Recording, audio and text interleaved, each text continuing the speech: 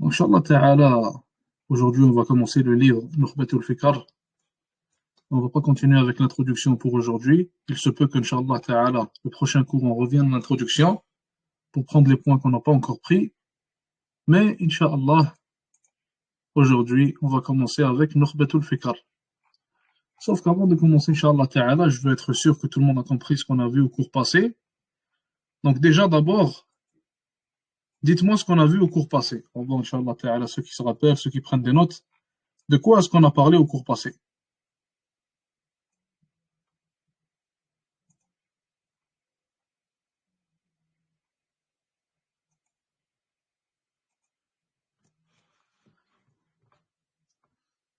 Et comme je vous ai dit pour les notes, j'espère que tout le monde en prend, Inch'Allah, parce que les notes c'est très important, surtout pour ce qui est d'un cours de hadith.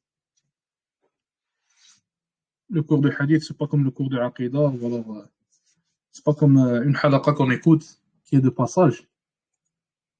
Un cours de hadith, c'est quelque chose d'important, et on va pas y répéter les mêmes choses.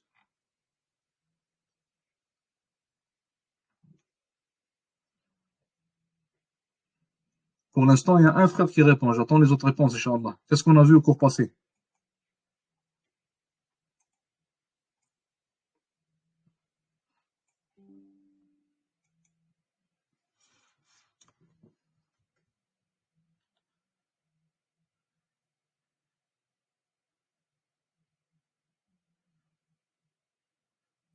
Oh, désolé, j'étais en mute. On a parlé de l'importance que le prophète sallallahu alayhi wa sallam accorde à la transmission et notre accrochement à la sunna, et puis le statut de la sunna en islam et à quoi elle sert aux musulmans. Parfait. Donc, quelle est l'importance que le Nabi alayhi salatu salam, il a accordée à la transmission de sa sunna? Qu'est-ce qu'il nous a dit à ce propos? Il a dit C'est pas juste que... à toi de répondre ah, si tu veux répondre ou s'il y a quelqu'un d'autre, Inch'Allah. ok, Vas-y, Akhi. bah, désolé. Non, non, vas-y. Ok, il a parlé... ouais, il a dit que... Ouais, non, il accorde une grande importance il dit que la sunna, c'est l'héritage des prophètes, l'héritage qu'il nous a donné, et puis que c'est notre responsabilité de suivre le Coran et Sunna, et puis et puis de les propager. Parfait. Qu'est-ce qu'on a vu d'autre dans le cours? Dans le côté des sœurs, j'attends des réponses aussi, hein. Comme je vous ai dit, ce cours-là, Inch'Allah, on va le prendre au sérieux. Moi, je veux pas des gens qui sont seulement touristes. Je veux que tout le monde participe, tout le monde comprenne, tout le monde avance avec nous, Inch'Allah, jusqu'à la fin du programme. Donc, côté des sœurs, je m'attends aussi à recevoir des réponses. Pour ce qui est de la relation entre le Coran et la Sunna, qu'est-ce qu'on a dit à ce propos? On a dit quoi à propos de ça? On a dit que la Sunna, elle ne peut pas venir avec une nouvelle chose qu'il n'y a pas dans le Coran. C'est vrai?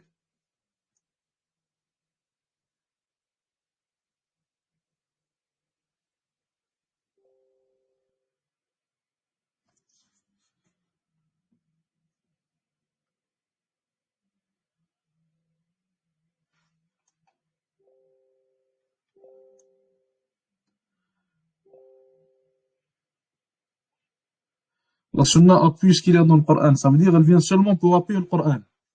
Elle vient jamais avec une chose nouvelle. La Sunna, elle peut avoir des interdictions elle-même, comme l'interdiction de porter la soie, exactement. Donc la Sunna aussi, c'est une source de révélation indépendante. Donc les trois types, c'est l'appui, l'éclaircissement, l'ajout. Barakallahu fikum. Exactement. Inch'Allah Ta'ala, je pense que tout le monde a compris d'une manière générale. Et comme je vous ai dit, les frères et les sœurs, c'est toujours les mêmes qui participent, mais je m'attends à la participation de tout le monde. Et les examens, Inch'Allah Ta'ala, vont montrer celui qui suit vraiment et celui qui ne suit pas. Et comme déjà cité, nous on est là pour que les gens suivent et écoutent et participent avec nous. Bref, Inch'Allah, on commence alors le livre Nukhbatul Fikr. Donnez-moi une seconde, je vous partage l'écran.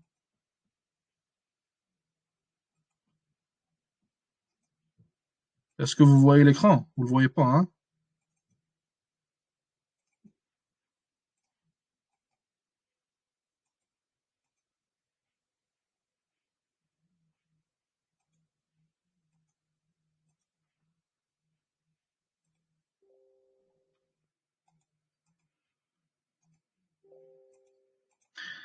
Et maintenant, est-ce que vous le voyez? Maintenant, vous le voyez normalement, Inch'Allah.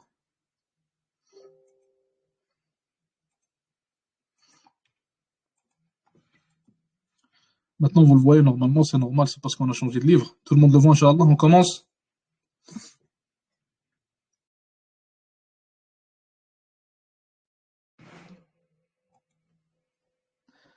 Bref. Donc, l'explication du livre Nukhbatul Fikr d'Ibn Hajar, rahimahullah. Ibn Hajar, le savant connu, le savant ayant écrit beaucoup de livres. Parmi ses livres les plus connus, rahmatullahi alayhi, on a d'ailleurs ce livre-là qui est devant nous, qui est Nukhbatul Fikr. On a son explication de Sahih al-Bukhari, rahimahullah. Il est l'une des rares personnes qui a expliqué le livre de Bukhari, la compilation du hadith de Bukhari. Et d'ailleurs, peu de gens l'ont expliqué dû à la longueur, dû à la complexité d'une telle tâche. Et l'explication d'Ibn Hajar, Fath al-Bari, qui explique Sahih al-Bukhari, est citée par les savants comme étant la meilleure des explications jamais écrites sur la compilation de hadiths authentiques de al-Bukhari, rahmatullahi alayh. D'ailleurs, il y a un livre du même nom, qui s'appelle Fath al-Bari aussi, qui a le même nom que l'explication d'Ibn Hajar sur al-Bukhari. Et ce livre-là, il explique aussi le Bukhari. Et ce livre-là a été écrit par le savant qui était pas loin de l'époque d'Ibn Hajar, rahimahullah, le savant Hanbali Ibn Rajab, rahmatullahi alayhima. Ibn Rajab, il a appelé son livre du même nom. Et d'ailleurs, les savants disent que, vu que le livre d'Ibn Rajab est incomplet, il n'a pas fini l'explication de Bukhari au complet et il s'est arrêté au chapitre du Hajj, ils ont dit, dû à cela, son livre n'est pas meilleur que celui d'Ibn Hajar. Mais ils ont dit que si il aurait fini son livre, alors son livre serait meilleur que celui d'Ibn Hajar, dû à la manière dont il explique le livre et dû à ses explications qui ne sont pas trouvables dans n'importe quel livre, rahmatullahi alayh. Donc on lit ce qui est écrit, Inch'Allah, et on commente à propos du livre. Ce livre a été écrit par le savant Ahmed ibn Hajar al-Asqalani au 9e siècle après la hijra du prophète, alayhi salatu wassalam. Allah Azza wa Jalla a écrit l'acceptance à ce livre auprès des gens de la science qui ne cessent de l'étudier et l'enseigner. Malgré le petit nombre de pages que contient ce livre, il reste l'un des livres les mieux réputés et les plus complets parmi ceux écrits par les muta'akhirin. On a dit que les muta'akhirin, ce sont qui? Les muta'akhirin, ce sont les gens qui sont venus après al-mutaqaddimin. Mutaqaddimin qu'on peut considérer comme étant les salaf. Donc c'est l'un des livres les plus complets et mieux réputés écrits par le muta'akhirin dans la science de la méthodologie du hadith du prophète, alayhi salatu wassalam. Et on a certaines choses à tirer d'ici. Remarquez ici comment il est écrit qu'Allah Azza wa Jal a écrit l'acceptance pour ce livre-là auprès des gens de la science et aussi auprès des musulmans. Et il faut savoir que l'un des signes, subhanallah, l'un des signes qui te montre qu'Allah Azza wa Jal a accepté ton action et qu'Allah Azza wa Jal a accepté ton travail et ton achèvement, c'est qu'Allah subhanahu wa ta'ala le rend connu auprès des gens et le rend bénéfique pour les musulmans. Et c'est pour ça qu'on voit que certains savants, leurs livres sont connus par quasiment tous les musulmans qu'il y a sur terre. Un exemple pour le livre de Nawawi, le livre Riyad al-Salihin de Nawawi rahimahullah. Ce livre-là, il n'y a pas un musulman auquel tu vas mentionner ce livre-là qui ne va pas le connaître. Très rares sont les gens qui ne connaissent pas ce livre de Nawawi rahimahullah. Et ça, les savants citent que ça montre la bonne intention qu'avait la personne quand elle a écrit ce livre et quand elle a fait ce travail. Et ça montre qu'en réalité, cette personne l'a fait pour Allah Azza wa Jal et était sincère dans son action. Et Zahabi, rahimahullah, il a cité à propos de Nawawi, il a dit, je ne sais pas quelle bonne intention a pu avoir Nawawi, rahimahullah, quand il a écrit son livre Riyad al-Salihin, car son livre s'est retrouvé à l'intérieur de toutes les maisons des musulmans. Donc moi et toi, en tant que gens de la masse, en tant que simples musulmans, il faut qu'on fasse attention à ce qu'on dit à propos des savants. Et on fasse attention aussi à ce qu'on pense à propos de ces mêmes savants-là. Il y a des personnes, subhanallah al-azim, qui n'ont pas de respect pour les savants, qui n'ont pas de respect pour les gens de la science, pour les représentants de l'islam, qui ne font que les critiquer sans cesse, ou alors qui les accusent de choses dont ils sont innocents, rahimahumullah. D'ailleurs, An-Nawawi et Ibn Hajar sont des gens qui se font accuser pour certaines erreurs qu'ils ont eues. Et les savants citent que il y a personne sur cette terre qui n'a pas d'erreur, il y a aucun musulman qui est parfait et qui n'a pas d'erreur. Et comme l'imam Malik, rahimahullah, il a dit, on prend de la parole de chacun et on rejette aussi. Donc on prend le bien de chaque personne et on rejette le mal de chaque personne. Illa sahiba hada al-qabr. Il a dit, sauf la personne qui est dans cette tombe, et il a pointé le Nabi, alayhi salatu wassalam. Car le prophète, alayhi salatu wassalam, était le seul qui était parfait, et la perfection a été enterrée le moment où le Nabi alayhi salatu salam a été enterré. Ce qui veut dire que les savants vont faire des erreurs, c'est tout à fait normal. Tes frères et sœurs musulmans vont faire des erreurs, c'est tout à fait normal. Mais quand tu vois quelqu'un de pieux, quelqu'un qui fait de son mieux, quelqu'un pour qui Allah Azza wa Jalla a écrit l'acceptance, surtout pour ses livres et ses achèvements, comme An-Nawawi, comme Ibn Hajar, rahimahumallah, alors tu respectes cette personne-là et tu te dis que le mal et les erreurs qu'il a faites sont enfouis, Inch'Allah Ta'ala, dans un océan de bien. Tout simplement. Donc, ce que je voulais vous citer, c'est que ce qui est écrit ici, Allah Azza wa Jalla a écrit l'acceptance à ce livre. Il faut savoir, mes frères et sœurs, que si on veut que ce que nous on fait pour l'islam, les travaux que l'on fait pour l'islam, soient bénéfiques aux musulmans, alors on a une seule chose à faire, et cette chose-là, c'est d'être sincère avec Allah subhanahu wa ta'ala. Et combien de savants sont devenus populaires auprès des gens après leur mort? Combien de savants sont devenus populaires auprès des gens alors qu'ils étaient en prison? Et tout cela est dû à quoi? Tout cela est dû au fait qu'ils étaient sincères avec Allah Azza wa Jalla. Et celui qui est sincère avec Allah subhanahu wa ta'ala, alors c'est lui qui prendra la responsabilité de propager ses actions si Allah Azza wa Jal voit qu'il y a un bien et un bénéfice pour les musulmans en cela. Et comme on a vu, ce livre-là, c'est un petit livre. C'est pas un grand livre, c'est pas un livre qui contient beaucoup de pages. C'est un livre qui est simple et qui est petit. Et il faut savoir que ce livre-là a beaucoup été expliqué par les savants et les gens de la science, qu'Allah leur fasse miséricorde et les récompense. D'ailleurs, ce livre-là a été expliqué du vivant d'Ibn Hajar. Quand il était encore vivant, il venait d'écrire ce livre-là et des savants l'expliquaient déjà alors qu'il était encore vivant, rahimahullah. Et ça nous montre à quel point ce livre-là il est bénéfique et à quel point les savants et les gens de la science recommandent ce livre-là et se basent dessus. Et ce qu'on peut tirer de ça aussi, un autre point qui est important, c'est que il faut toujours essayer de commencer avec les livres qui ne sont pas trop grands. Et ça, je pense, wallah alam, on en a peut-être déjà parlé. Il faut essayer de commencer avec les livres qui ne sont pas trop grands, les livres qui ne sont pas trop complexes. Et il faut essayer de faire en sorte, comme les savants le citent, d'étudier les livres qui sont connus et d'étudier les livres que les savants recommandent. Il faut pas aller étudier quelque chose que personne ne connaît. Il faut pas aller étudier un livre que personne n'a jamais vu. Il faut pas aller étudier un livre qui est enfui sous des piles de livres et que, comme j'ai cité, personne ne l'enseigne ou personne ne le recommande, etc. Il faut toujours revenir aux livres que les savants recommandent, aux livres que les savants voient comme étant bénéfiques pour le musulman. Et après cela, Inch'Allah Ta'ala, quand une personne augmente en niveau de science, là, elle pourra commencer à explorer les autres livres et les autres écrits qui sont moins connus, moins populaires, moins réputés. Et comme on a vu, c'est écrit qu'il reste l'un des livres les mieux réputés et les plus complets. Une autre chose que je voulais vous citer, c'est que ce livre-là, Inch'Allah Ta'ala, nous, ce qu'on va faire, c'est qu'on va l'expliquer d'une manière très simple. On va, Inch'Allah Ta'ala, essayer de simplifier l'explication et ne pas faire en sorte, excusez-moi, qu'elle soit complexe ou alors qu'elle soit trop longue. Et ça aussi, c'est une chose que les savants conseillent et recommandent. Quand une personne commence à étudier une certaine matière qu'il n'a jamais étudiée auparavant, une matière qu'il n'a jamais vue auparavant, alors, Inch'Allah Ta'ala, il faut commencer par lui simplifier la matière et ne pas lui donner toute la matière ou toutes les choses complexes à propos de celle-ci en un coup, surtout pas au début. Et c'est pour ça qu'il y a des degrés, c'est pour ça qu'il y a des années, c'est pour ça qu'il y a des sessions différentes dans les études des sciences islamiques. C'est parce qu'à la première année, tu prends les bases de chaque science et après, quand tu commences à monter, Inch'Allah Ta'ala, tu prends ce qui est de plus en plus compliqué. Donc, on rentre dans l'explication du livre, comment on va faire dans ce PDF-là. Ça va être écrit comme vous le voyez ici en bleu. Ça va être, on va citer plutôt la parole de l'écrivain. Donc, la parole d'Ibn Hajar, rahimahullah, on va la citer ici et juste en bas, on va la faire suivre par l'explication. Donc, comme vous le voyez ici, c'est la même chose, la parole et l'explication. La parole et l'explication, Inch'Allah Ta'ala, c'est comme ça qu'on va essayer de faire. Donc, Ibn Hajar, rahimahullah, a dit, il a commencé par dire, Bismillahirrahmanirrahim. Il a dit au nom d'Allah, le tout miséricordieux, le très miséricordieux. On lit l'explication ici.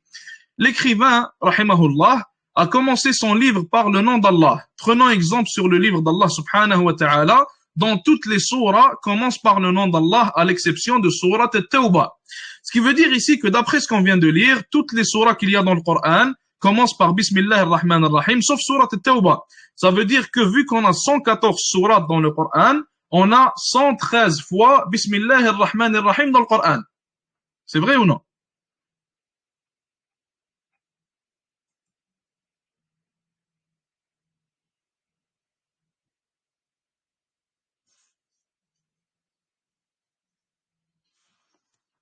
Bismillah ar-Rahman ar-Rahim est répété 113 fois dans le Coran. C'est vrai ce que je vous cite.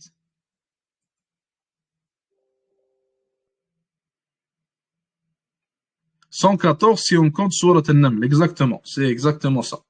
En réalité, c'est 114 fois et non pas 113. Car même si on enlève le Bismillah ar-Rahman ar-Rahim qui n'est pas cité dans Surat At-Tawbah, il faut se rappeler que c'est cité, Bismillah ar-Rahman ar-Rahim est cité comme un verset dans Surat An-Naml. Et les savants diffèrent sur le statut de Bismillah ar-Rahman ar-Rahim. Donc à chaque fois, avant chaque surah, on a Bismillah ar-Rahman ar-Rahim. Et les savants diffèrent sur le fait, ou plutôt sur, est-ce que Bismillah ar-Rahman ar-Rahim est considéré comme un verset qui fait partie de la surah, ou alors ce n'est pas considéré comme un verset. Certains disent que oui, certains disent que non. Et on n'est pas là pour étaler cette différence d'opinion-là. Donc, la chose qu'on doit tirer d'ici, c'est que l'écrivain a dit Bismillah ar-Rahman ar-Rahim, car premièrement, il prend exemple sur la parole d'Allah Azza wa Jal. Allah Azza wa Jal, avant chaque surah, il disait Bismillah ar-Rahman ar-Rahim dans sa révélation. Il prend aussi exemple sur notre prophète alayhi salatu wassalam. Il prend exemple sur la sunna de Nabi alayhi salatu wassalam. Car il est rapporté authentiquement que le prophète sallallahu alayhi wa sallam, à chaque fois qu'il commençait un écrit, à chaque fois qu'il écrivait une lettre, qu'il écrivait quelque chose, le Nabi sallallahu alayhi wa sallam, il commençait par écrire Bismillahir Rahmanir Rahim. Et le prophète sallallahu alayhi wa sallam, à chaque fois qu'il commençait un prêche ou une parole, ou alors il commençait à parler de quelque chose d'important, il commençait par Alhamdulillah. Alhamdulillah qui est le fait de dire Alhamdulillahi Rabbil Alamin. Donc le fait de commencer par Bismillah ar-Rahman ar-Rahim, c'est dans les écrits, c'est une sunna dans les écrits, et c'est ce qu'on appelle al-Basmala. Et le fait de commencer par Alhamdulillahi Rabbil Alamin, c'est une sunna pour ce qui est des prêches, et c'est ce qu'on appelle Alhamdulillah. Tout simplement. Et il reste permis de dire Bismillah ar-Rahman ar-Rahim quand on commence les prêches, mais ce n'est pas la sunna et ce n'est pas la meilleure chose à faire. Ici, c'est écrit, et le commencement des écrits, en mentionnant le nom d'Allah Azza wa Jal, est une manière d'attirer la miséricorde et le succès de la part de notre Seigneur. Le musulman, pourquoi est-ce qu'il commence par le nom d'Allah subhanahu wa ta'ala? Quand on dit Bismillah ar-Rahman ar-Rahim, au nom d'Allah, le tout miséricordieux, le très miséricordieux. En réalité, on est en train de dire Bismillah ar-Rahman ar-Rahim, ça veut dire je recherche l'aide auprès d'Allah Azza wa Jal. Je recherche refuge du mal auprès d'Allah Azza wa Jal. Je recherche la baraka, je recherche la miséricorde, le succès de la part d'Allah subhanahu wa ta'ala. C'est ça que ça signifie commencer par Bismillah ar-Rahman ar-Rahim, commencer au nom d'Allah subhanahu wa ta'ala. Et le musulman, contrairement aux mécréants, il commence toujours par le nom d'Allah Azza wa Jal, car il sait qu'Allah subhanahu wa ta'ala est en contrôle de toutes choses. Il sait qu'Allah Azza wa Jal, si il veut faire en sorte que la chose que tu vas faire, elle devient facile pour toi, alors elle le deviendra. Et si Allah Azza wa Jal veut faire en sorte qu'elle soit difficile et impossible à faire pour toi, alors Allah subhanahu wa ta'ala fera en sorte qu'elle sera impossible pour toi. Donc toi, tu commences par invoquer au nom d'Allah Azza wa Jal, par invoquer Allah subhanahu wa ta'ala, par le mentionner, pour essayer d'attirer la facilité de la part d'Allah subhanahu wa ta'ala, tout simplement. Pour ça qu'on commence les écrits, qu'on commence avant de faire quelque chose d'important, ou alors même quelque chose qui n'est pas d'une grande importance, par le nom d'Allah subhanahu wa ta'ala. Donc Ibn Hajar, il a continué en disant, louange à Allah qui ne cesse d'être connaisseur et capable de toutes choses, et qu'Allah envoie ses prières sur notre maître Muhammad alayhi salatu wassalam, qu'il a envoyé aux gens comme étant un annonceur de bonnes nouvelles et un avertisseur, ainsi que sur les proches de Muhammad et ses compagnons, et qu'il envoie sur eux beaucoup de salut. Donc, premièrement, il faut savoir qu'Ibn Hajar, rahimahullah, il a dit louange à Allah qui ne cesse d'être connaisseur et capable de toutes choses. Et ça, il ne l'a pas dit pour rien. La manière dont c'est dit, il y a une chose spéciale derrière cette manière. Il l'a pas dit hasardement. Il l'a pas dit par hasard. Il n'a pas fait en sorte que ce soit dit juste comme ça. Pourquoi est-ce que vous pensez qu'ici, Ibn Hajar, rahimahullah, il a dit louange à Allah qui ne cesse d'être connaisseur et capable de toutes choses? Il aurait pu dire louange à Allah qui est le créateur, qui est le plus grand, qui est le majestueux, qui est le tout miséricordieux. Pourquoi est-ce qu'il a choisi de dire qu'il ne cesse d'être connaisseur et capable de toutes choses? Qu'est-ce que vous en pensez?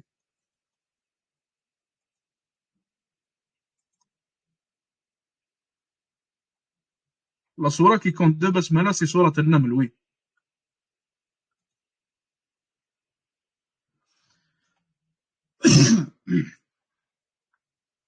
pour attirer la facilité. Non, c'est pas ça.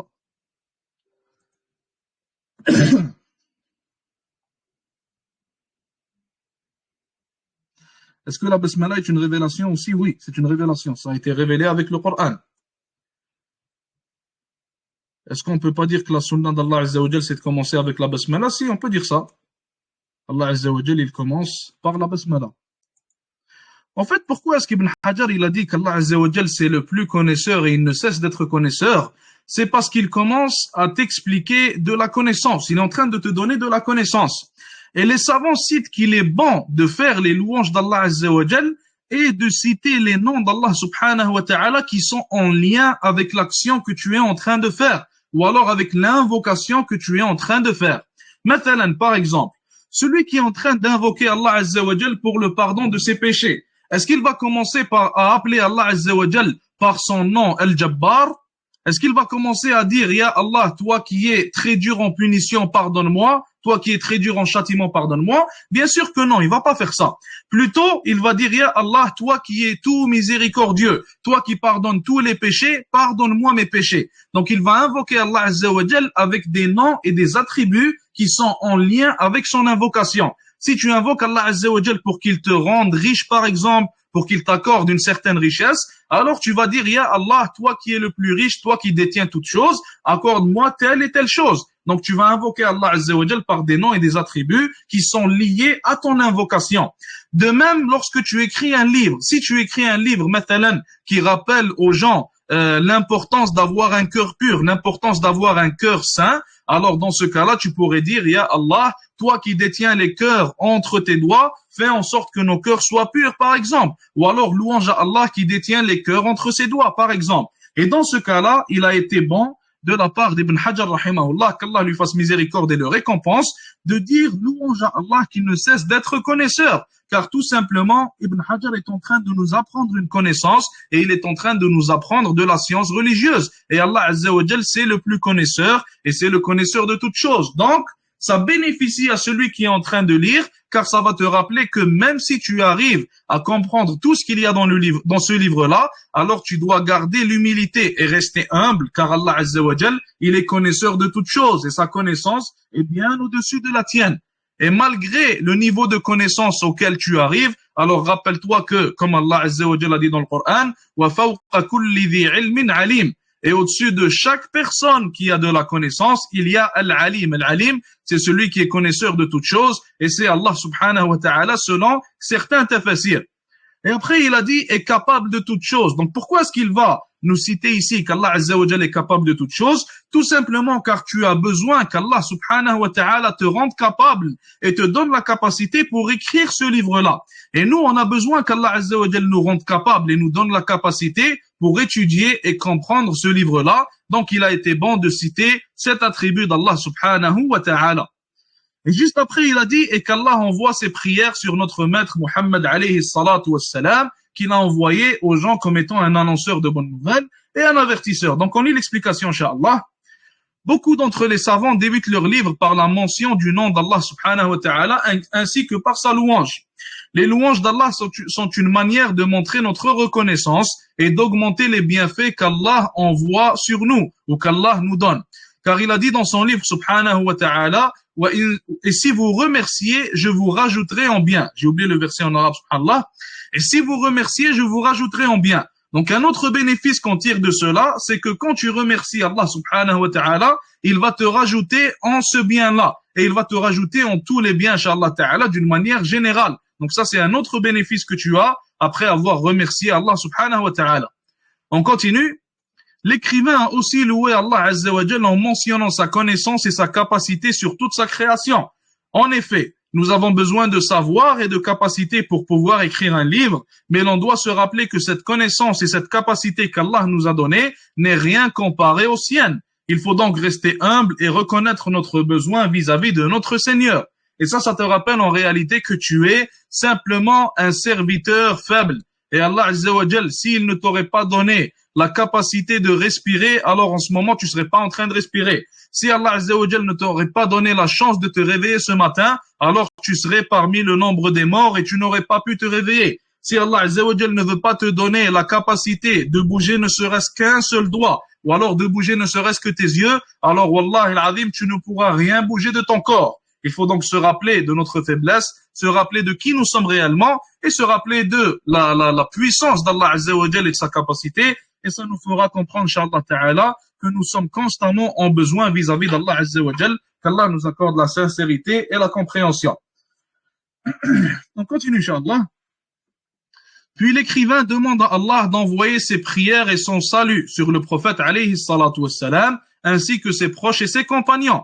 Et ceci fut la sunna de notre messager alayhi salatu wassalam, ainsi que la voie suivie par ses compagnons radiyallahu ta'ala anhum. Cette action est elle aussi une manière d'attirer les bienfaits de la part d'Allah azza wa jal et de gagner des récompenses, car cette simple mention est une action grandiose aux yeux d'Allah subhanahu wa ta'ala.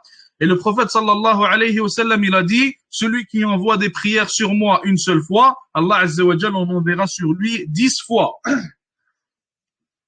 Et le fait qu'Allah azza wa jal envoie des prières sur un Nabi sallallahu alayhi wa sallam, qu'est-ce que ça signifie? Est-ce que ça signifie, comme certains kuffars le disent, billah, comme certaines personnes qui apportent des ambiguïtés à propos de l'islam, ils disent ça veut dire que Allah azza wa jal, billah, il adore le prophète sallallahu alayhi wa sallam? Ou ça veut dire que les anges, ils adorent le Nabi alayhi salatu salam? C'est ça que ça veut dire?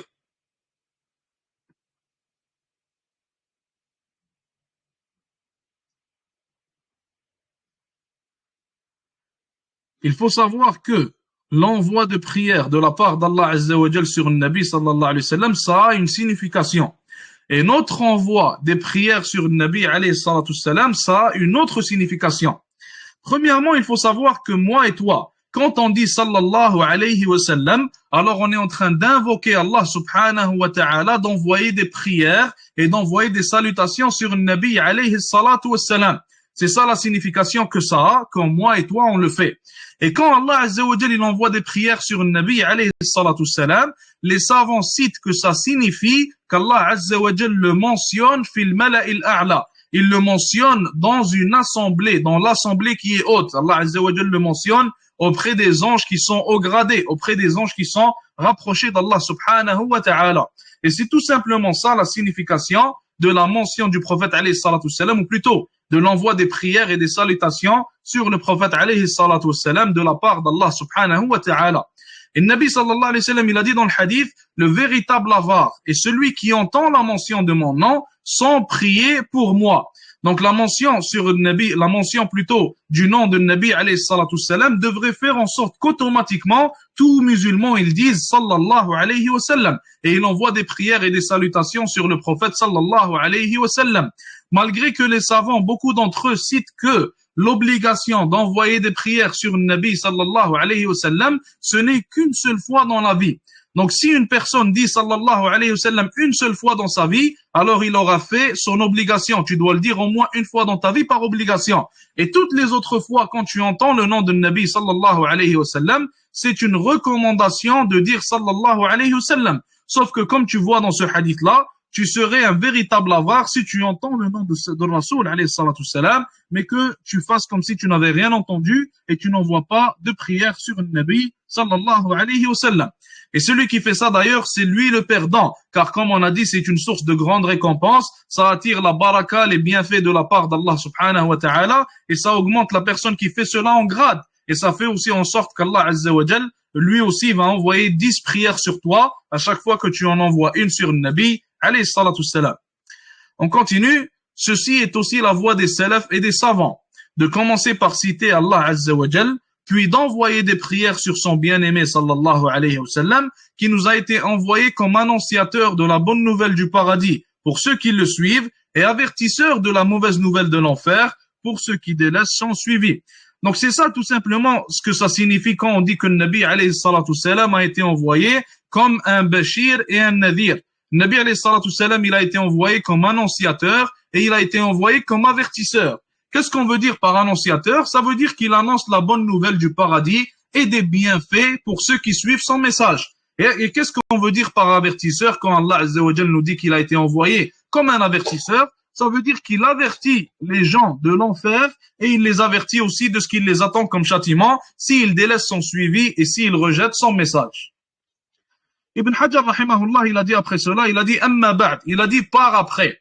Donc après qu'il ait fini de dire Bismillah ar-Rahman ar-Rahim, après qu'il ait fini d'envoyer des louanges sur Allah Azza wa Jal, ou plutôt Allah subhanahu wa ta'ala, et d'envoyer des prières sur le Nabi sallallahu alayhi wa sallam, il a dit amma ba'd, il a dit par après. Donc on lit l'explication. Ceci est une manière de séparer les différents types d'informations présentes dans un livre. Et ceci facilite à l'écrivain ainsi qu'au lecteur de se retrouver facilement dans le livre et de bien arranger les informations qu'il reçoit. Donc en réalité, ce qu'Ibn Hajar il est en train de faire ici, c'est ce que les savants font d'habitude. Après qu'il ait fini de parler d'un sujet, alors il va te faire savoir qu'il est en train de passer à un autre sujet et qu'il est en train de sauter à autre chose en ce moment. Et d'ailleurs, les meilleurs parmi les livres sont ceux qui sont le mieux expliqués et sont ceux dans lesquels tu peux le mieux te retrouver le plus facilement. Et des fois, on va trouver que certains livres sont remplis de bénéfices, certains livres sont remplis de biens, sont remplis de bonnes informations, sauf que les savants ne vont pas les recommander, ou du moins ne vont pas les recommander à n'importe qui, dû à la difficulté de leur lecture, car ils sont très durs à lire, ils sont en fait arrangés d'une manière très complexe, et les gens ont du mal à s'y retrouver, et les gens ont du mal à tout comprendre. Et les meilleurs des livres sont ceux qui sont les plus simplifiés et les plus facilités. D'ailleurs, l'une des choses, subhanallah, l'une des qualités qu'avait Cheikh Ibn Uthaymin, rahimahullah, c'est qu'il prenait, et Cheikh Uthman al-Khamis aussi, qui est son élève, hafidahullah, c'est qu'ils prennent des informations très compliquées et des cours qui sont très complexes, et ils les facilitent en des mots qui sont très simples et en des phrases qui sont très simples. Et d'ailleurs, pour cette raison-là que certains pensent que certains savants comme Cheikh Uthman al-Khamis, hafidahullah, n'ont pas beaucoup de savoir ou beaucoup de connaissances, tout simplement car ils facilitent le savoir et la connaissance, alors qu'en réalité, celui qui sait faciliter la connaissance religieuse et sait faciliter ce qui est compliqué, c'est lui le vrai savant. Et quand on voit dans les paroles de notre prophète, alayhi salatu wassalam, il disait 2-3 mots ou alors 2-3 phrases qui étaient simples à comprendre, faciles à comprendre pour tous, pour le savant, tout comme pour la personne de la masse. Et ces informations étaient remplies de choses utiles et de choses bénéfiques pour celui qui les entend. Et on a bien sûr dans le Nabi alayhi salatu wassalam le meilleur des exemples à suivre. Ibn Hajar continue en disant, rahimahullah, les écrits dans la méthodologie des gens du hadith sont nombreux et ont été allongés en explications, et certains ont été résumés. Et certains frères m'ont demandé de leur résumer le plus important de ce que contiennent ces écrits. J'ai donc répondu à sa demande, espérant faire partie des serviteurs du hadith. Donc pour l'instant, avant de passer à autre chose, Inch'Allah Ta'ala, est-ce que tout le monde a compris? Est-ce que tout le monde comprend? Est-ce qu'il y a des questions?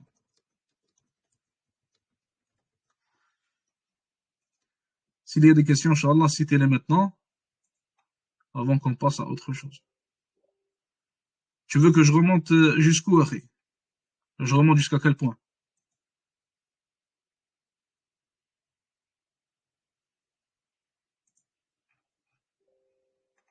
Parfait. Pour la personne qui demande, quand on dit qu'Allah Azza wa Jal envoie des prières sur le prophète, ça veut dire quoi? Ça veut dire qu'Allah subhanahu wa ta'ala, il mentionne le prophète dans ce qu'on appelle al-mala'ul a'la, l'assemblée haute. On pourrait traduire ça par étant l'assemblée haute. Et cela signifie qu'Allah Azza wa Jal le mentionne auprès des anges qui sont haut gradés et des anges qui sont proches d'Allah subhanahu wa ta'ala. C'est ça que ça veut dire.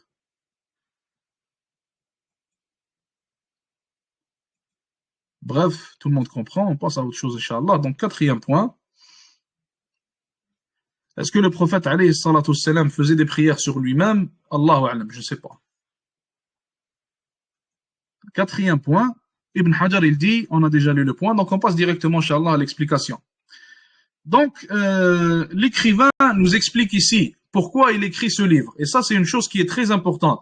Il faut savoir qu'habituellement, les savants, à chaque fois qu'ils commencent un livre, il va t'expliquer premièrement pourquoi est-ce qu'il l'a écrit, et il va t'expliquer deuxièmement comment est-ce qu'il l'a écrit. Et ça, c'est très important, parce qu'on doit savoir pourquoi est-ce que ce savant-là a écrit ce livre-là. Et ça va faire en sorte que notre bénéfice, la manière dont on va bénéficier du livre, elle va être complète, car on va recevoir les informations de la manière dont le savant l'a voulu, Inch'Allah Ta'ala. Quand on sait qu'il a écrit ce livre-là, car les gens, par exemple, à son époque, ou les gens qui vivent à côté de lui, qui vivent là où il vit, avait des problèmes reliés à ce sujet-là, alors Inch'Allah Ta'ala, on va recevoir ces informations de la bonne manière et on va les comprendre de la bonne manière. Et aussi, une deuxième chose, il va nous dire comment est-ce qu'il a écrit ce livre-là. Donc, comment est-ce qu'il l'a écrit, pourquoi il a mis les chapitres dans ce sens-là, qu'est-ce qu'il a voulu par exemple, cette compilation, etc. Et ça aussi, ça va nous aider à comprendre le livre, Inch'Allah Ta'ala, de la manière voulue. Donc, il nous dit ici pourquoi est-ce qu'il a écrit ce livre, on continue. Il cite qu'il y a beaucoup de livres parlant du sujet de la méthodologie du hadith. Certains sont lents et d'autres sont courts. Certains contiennent beaucoup d'informations et d'autres contiennent peu d'informations. Et en fait, ici, subhanallah, un point important, c'est qu'Ibn Hajar, rahimahullah, nous dit qu'il y a déjà beaucoup de livres qui ont été écrits à propos du même sujet, à propos duquel lui, il a écrit ce livre-là. Et pourquoi est-ce qu'Ibn Hajar, il te dit ça? Ça veut dire qu'il est en train de te dire qu'il a essayé de faire en sorte que son livre soit différent de ces livres-là. Et il a essayé de faire en sorte à ce que son livre t'apporte une nouvelle information et t'apporte de nouvelles choses desquelles tu pourras, Inch'Allah, tirer bénéfice. Donc des choses qui ne sont pas présentes dans les autres livres. Et on va voir, Inch'Allah Ta'ala, ce qu'Ibn Hazm a dit, juste ici, on va le voir, Inch'Allah, dans les prochaines lignes, ce qu'Ibn Hazm a dit à propos de l'écriture des livres. Quand est-ce que tu dois écrire un livre? On continue, Inch'Allah. Il cite aussi que son livre fut écrit après une demande de la part de certains musulmans qui lui ont demandé de leur résumer l'important de ce qu'il y a à propos de cette science. Il leur a donc écrit le livre Nukhbatul Fikr. Et un point très important ici, subhanallah, qu'on doit tirer, c'est qu'Ibn Hajar, c'était un savant. Oui, c'était un savant. Oui, c'était quelqu'un qui passait son temps à écrire, à étudier, à enseigner. Oui, c'était quelqu'un qui avait plus de savoir que la plupart des gens dans son temps. Sauf qu'il reste un musulman. Et il reste quelqu'un qui doit utiliser sa science pour bénéficier aux musulmans. Et ta science, en réalité, pourquoi est-ce que tu l'étudies? Pourquoi est-ce que tu l'enseignes? Pourquoi est-ce que tu veux atteindre ce niveau de science-là? C'est pour pouvoir bénéficier aux musulmans avec ta science et bénéficier à la religion d'Allah subhanahu wa ta'ala sur cette terre. Et bien sûr, tout cela va revenir en bénéfice pour toi aussi le jour du jugement, Inch'Allah Ta'ala. Et un point qu'on doit tirer ici, c'est que le savant doit être proche des gens, il doit être proche des musulmans, il doit savoir quels sont leurs problèmes, il doit essayer de régler les problèmes qu'ils ont, il doit répondre à leurs demandes, il doit les aider de la manière qu'il peut, etc. Et ça, on voit qu'Ibn Hajar, rahimahullah, il prenait ce genre de notions d'une manière très sérieuse et il était auprès des musulmans et il les aidait et il répondait à leurs demandes. Et ça nous rappelle aussi l'exemple d'Ibn Taymiyyah, rahimahullah. Ibn Taymiyyah, il est rapporté de lui qu'il se levait le matin et qu'il passait sa matinée à aider les musulmans qui avaient besoin d'aide. Ibn Taymiyyah, il est rapporté de lui qu'il faisait tout pour faire en sorte à ce que les musulmans soient bons dans leur religion et soient aussi bons dans leur dunya. Ibn Taymiyyah qui a combattu pour la religion d'Allah et pour préserver l'honneur des musulmans, qui a combattu pour préserver la religion d'Allah Azza wa Jal et préserver les territoires des musulmans. Donc c'était des savants, certes, mais c'était pas des gens comme on imagine, assis sur des chaises en train de ne rien faire. Il est juste en train d'apprendre et il veut qu'on l'appelle cheikh, il veut qu'on lui donne un statut, il veut qu'on l'élève auprès des gens. C'est pas ça le savant. Le savant, c'est celui qui, sa science, fait en sorte qu'il va être là pour le service des musulmans et pour le service de la religion d'Allah Azza wa Jal. Donc, la science que tu étudies va faire en sorte que tu seras un serviteur, entre parenthèses, de cette science-là. Et celui qui... Excusez-moi une seconde. Bref, si quelqu'un peut répondre au frère et lui expliquer. Donc, je vous ai dit... Cette science-là doit faire en sorte que la personne qui l'étudie soit au service des musulmans et devienne en quelque sorte serviteur de cette quête-là, si je peux dire ça comme ça. Et ça doit pas faire en sorte que la science doit être à ton service à toi et doit t'élever toi et élever ton honneur à toi. C'est pas comme ça que ça marche, c'est plutôt le contraire. Et quiconque fait en sorte que cette science-là le rende au service des musulmans, alors Inch'Allah Ta'ala, il aura tout compris. Et cette science-là est considérée comme une science bénéfique pour lui, qui va lui bénéficier dans la dunya et dans l'akhira. Et quiconque fait en sorte que cette science-là soit à son service pour élever son nom à lui, élever sa popularité, pour élever sa dunya, pour lui faire gagner de l'argent, pour lui faire gagner des vues, etc., alors cette personne-là, sa science n'est pas bénéfique, mais plutôt on craint pour lui que sa science, wal-iyadu billah, ne l'amène en enfer.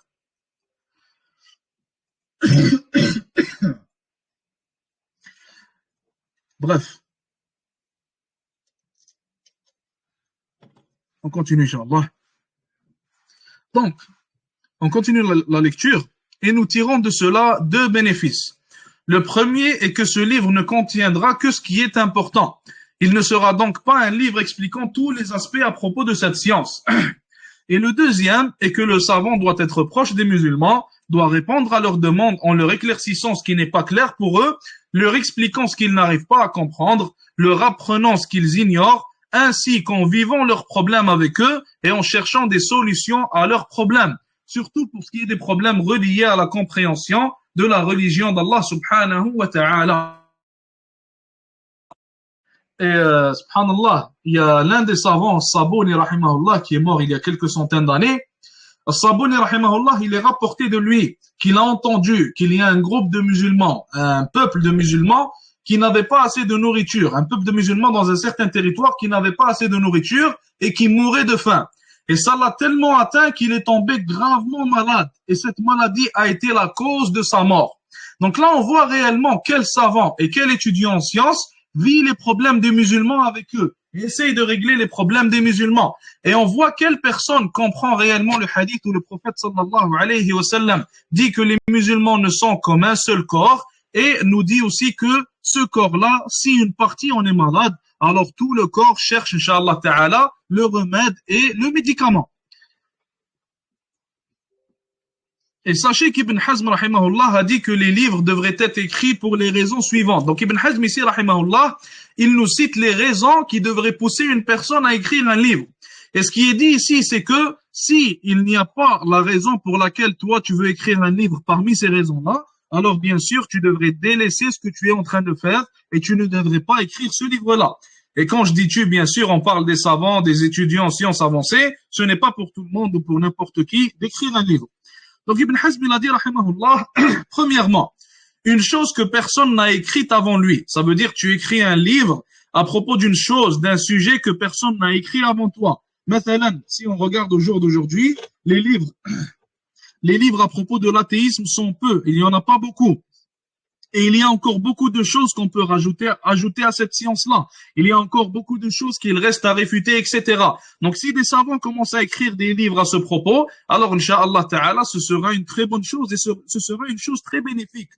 Après, pour ce qui est des livres de Aqidah, par exemple, ou alors des livres de fiqh, est-ce qu'il y a assez de livres de fiqh? Bien sûr, il y en a plus qu'assez. Est-ce qu'il y a assez de livres de Aqidah? Bien sûr, il y en a plus qu'assez. Donc, celui qui devrait écrire un livre de fiqh ou de Aqidah devrait chercher, ou plutôt devrait l'écrire d'une manière qui est nouvelle pour les gens, qui est plus bénéfique pour les gens, une manière qui n'a pas été déjà prise par quelqu'un d'autre auparavant de lui. Sinon, cela viendrait à gaspiller son temps, à ne rien faire de bénéfique, car comme on a dit, si quelqu'un a déjà fait ce travail-là, alors ne viens pas le refaire une deuxième fois. Ça ne sert à rien. Va plutôt faire une chose que personne n'a fait et dont les musulmans ont besoin en ce moment. Donc la première des choses, une chose que personne n'a écrite avant lui. La deuxième des choses, un sujet à propos desquels il y a des manquements que lui vient compléter par son écrit. Ça veut dire que s'il y a un sujet à propos duquel il y a des écrits, mais les écrits ne sont pas complets, il y a beaucoup de manquements, il y a des erreurs, etc., alors dans ce cas-là, il serait bien que quelqu'un écrive à propos de ce sujet-là aussi. Troisièmement, un sujet difficile qu'il vient expliquer. Et ça, Cheikh Ibrahim Sakran, hafidhahullah wa fakkallahu asrah, il en a parlé, il a parlé de ce sujet-là. Il a dit qu'au jour d'aujourd'hui, beaucoup d'entre nous, on étudie des livres de fiqh qui datent de 500, 600, 700, 800 ans. Et ces livres de fiqh-là sont écrits d'une manière qui est complexe pour la masse des musulmans, car l'arabe qui était utilisé auparavant est bien plus complexe que l'arabe qu'on utilise au jour d'aujourd'hui.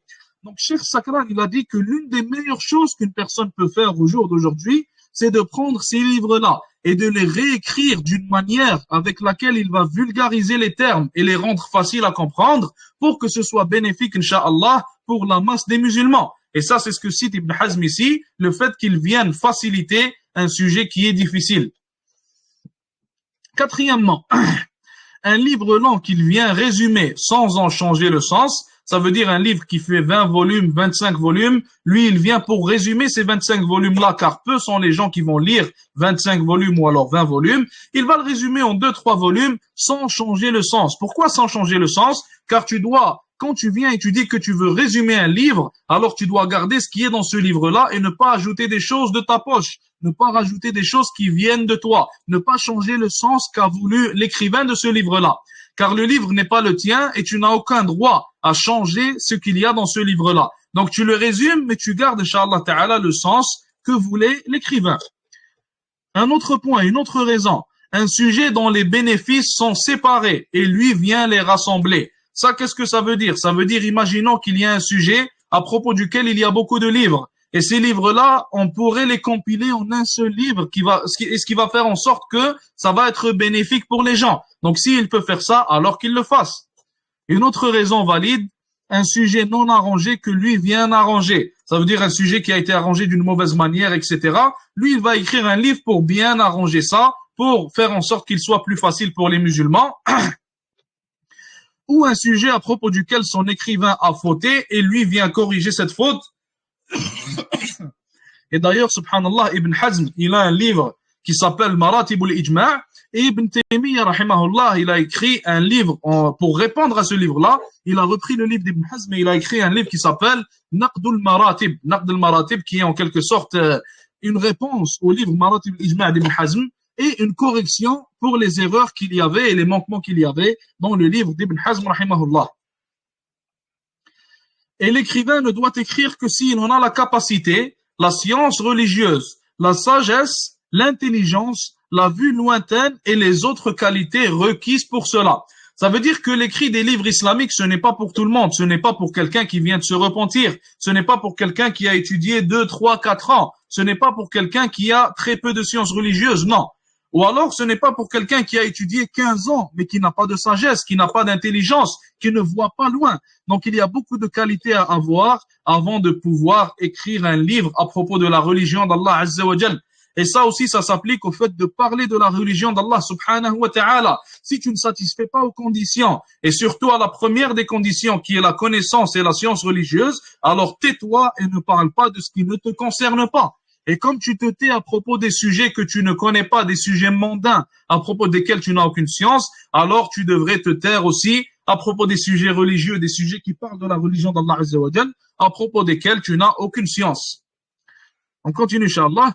L'écriture à propos de la science religieuse n'est pas pour n'importe qui. Elle est plutôt pour un petit nombre de gens, maîtrisant cette dernière. L'écrivain devrait aussi avoir un but et une intention noble derrière son action, comme par exemple l'intention d'écrire ce livre pour bénéficier aux musulmans, pour défendre l'honneur de l'islam, donner victoire à Allah Azza wa Jalla et à son messager, alayhi salatu wassalam, ou un autre but similaire à cela. Il doit aussi faire attention à sa sincérité et faire en sorte que ce livre ne soit écrit que pour le plaisir d'Allah Azza wa Jal et non pas pour les gens ou pour la réputation, ou sinon il sera pour lui une cause de nuisance et non de profit, ici-bas ainsi que dans l'au-delà. Et avec ça, on aura fini, Inch'Allah Ta'ala, pour aujourd'hui. Est-ce qu'il y a des questions? Est-ce que c'est compris par tout le monde?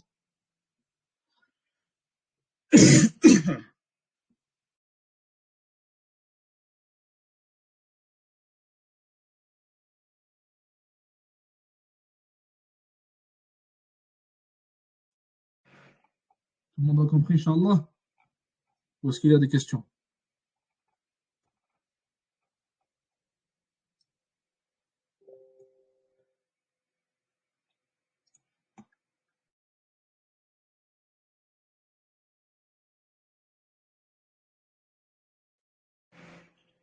Est-ce qu'on va envoyer le PDF? On va envoyer, Inch'Allah, comme d'habitude, la partie qu'on vient d'étudier.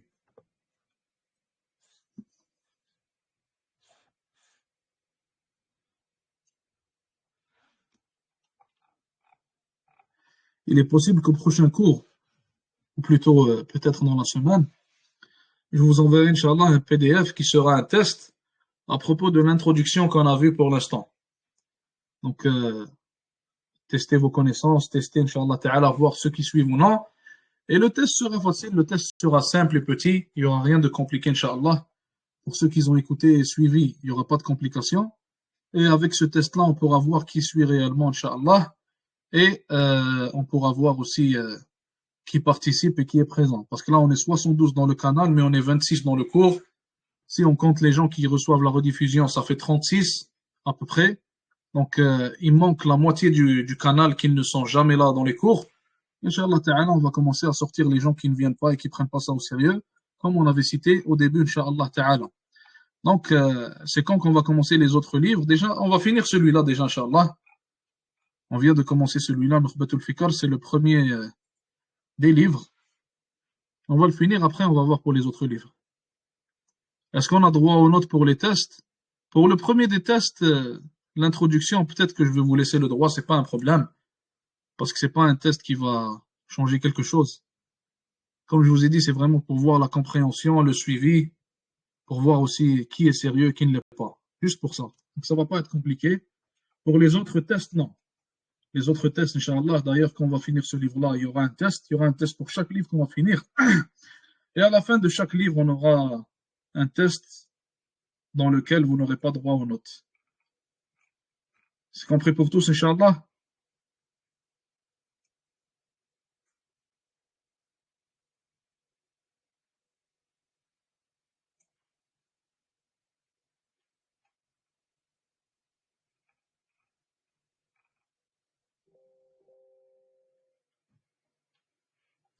Barakallahu fikum, on finit là pour aujourd'hui. Jazakumullah khair. صلى الله وسلم وبارك على نبينا محمد. السلام عليكم ورحمة الله وبركاته.